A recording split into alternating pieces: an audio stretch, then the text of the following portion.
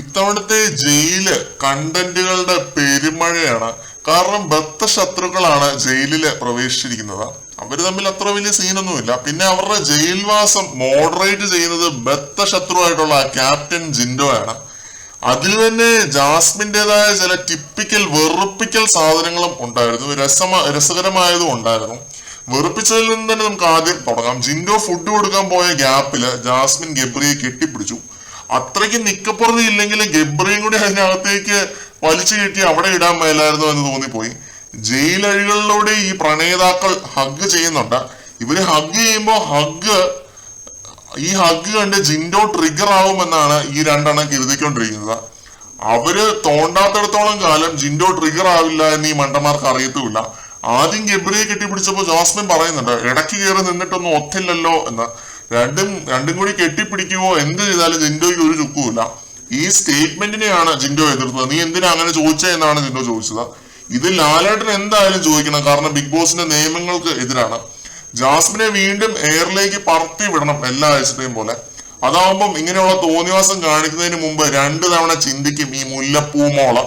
പിന്നെ ഇനി ഇവരെ എന്താലോചിച്ചാണ് ഇങ്ങനെ ഹഗ് ചെയ്തത് എന്നൊക്കെ എന്നോട് ചോദിച്ചാല് ജിൻഡോ ഡിവോഴ്സിയാണ്, സിംഗിൾ ആണ് എന്നുള്ളത് കൊണ്ട് അങ്ങനെ ഊഷിയാക്കാം എന്നൊരു തോട്ടാണ്. അത് ചിലപ്പോൾ നടന്നിട്ടും ഉണ്ടാവാം. പക്ഷെ കണ്ടുകൊണ്ടിരുന്ന എനിക്കൊക്കെ ഭയങ്കര വെറുപ്പിക്കലായിട്ടാണ് ഈ ഒരു പരിപാടി തോന്നിയത്.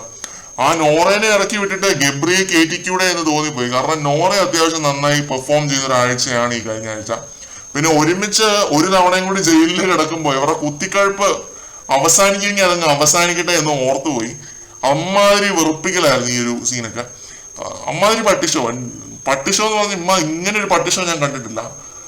പെട്ടെന്നുള്ള സഹിക്കില്ല, അമ്മാതിരി പട്ടിഷോ. ഇവളുടെയൊക്കെ പേരൻസ് ഇതൊക്കെ കാണുന്നുണ്ടോ എന്തോ. മുല്ലപ്പൂമോള്. ഇനി രസകരമായിട്ട് തോന്നിയത് ജാസ്മിന്റെ കയ്യിൽ നിന്ന് പോകുന്നുണ്ട് ഒരു പോയിന്റ് ആയപ്പോ.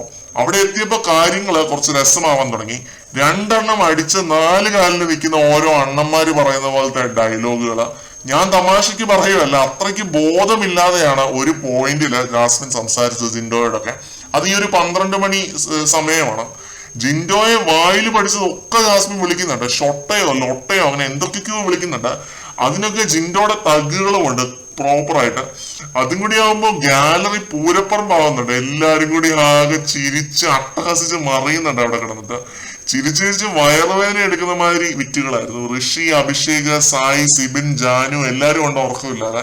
സിബിൻ മിണ്ടാതെ നിൽക്കുകയായിരുന്നു. ഇല്ലാതെ കുറെ കൂടി കിടിലൻ കണ്ടന്റുകൾ വന്നേനെ, അത് വേറെ കാര്യം. അതിനിടയ്ക്ക് പുള്ളിയുടെ ഒരു മിമിക്രി ഒക്കെ ഉണ്ട്, ഒരു രക്ഷയില്ല. അപ്പൊ ജാസ്മിൻ ജിൻഡോയോട്, തന്നെ ഞാൻ മനസ്സിൽ കുറെ കിടിലൻ തെറികൾ വിളിക്കുന്നുണ്ടോ ഷൊട്ടെ, താൻ എന്ത് ഷൊട്ടത്തരം കാണിച്ചാലും ചിരിക്കാൻ കുറെ പേരുണ്ട് എന്ന്. അപ്പൊ ഉടനെ ജിൻഡോ ജയില് തുറന്ന് അതിനകത്തേക്ക് കയറി ഹഗ് ചെയ്തു ഒരുത്തൻ റൂള് ലംഘിച്ചു എന്ന്. അപ്പൊ ജാസ്മിൻ, തന്റെ കണ്ണിൽ തേങ്ങയാണോ ഷൊട്ടെ എന്ന്.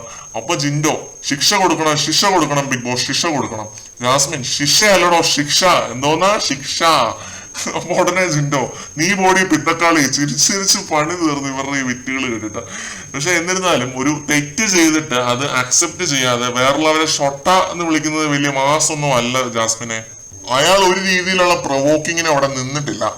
ജയിൽ സന്ദർശന സമയത്തല്ലാതെ ജയിലിൽ ആർക്കും പ്രവേശനം ഇല്ല എന്നതൊരു റൂളാണ്. പ്രവേശിക്കാൻ പോലും പറ്റത്തില്ല അതിനകത്ത്. അവിടെ വെളിയിൽ നിന്ന് സംസാരിക്കാം എന്നുള്ള ഒരു കാര്യമേ ഉള്ളൂ. അപ്പോഴാണ് ഗബ്രി അതിനകത്തേക്ക് കയറി ജാസ്മിനെ കെട്ടിപ്പിടിക്കുന്നത്. അതൊരു ഗുരുതരമായ നിയമലംഘനം തന്നെയാണ്. അത് ക്യാപ്റ്റനായിട്ടുള്ള ജിൻഡോ പറഞ്ഞ് മനസ്സിലാക്കി തന്നു എന്നേ ഉള്ളൂ. അതിനിങ്ങനെ പ്രൊവോക്കായിട്ട് ഒരു കാര്യമൊന്നുമില്ല. എന്റെ ആങ്ങളെയായിരുന്നുവെങ്കിൽ തന്നെ ഞാൻ അടിച്ച് പഠിപ്പിച്ചേനെ എന്നൊക്കെ ജാസ്മിൻ പറയുന്നുണ്ട്. ഭീഷണിയാണ്. അതൊക്കെ ഒരു രീതിയിൽ വീണ്ടും ബിഗ് ബോസിന്റെ നിയമങ്ങൾക്ക് വിരുദ്ധമാണ്. എന്തിനും ഏതിനും മറ്റേ നിയമാവലി നോക്കുന്നവർക്ക് ഈ കാര്യമൊക്കെ നോക്കാം കേട്ടോ. അതിലൊരു തെറ്റ് ഞാൻ കാണുന്നില്ല.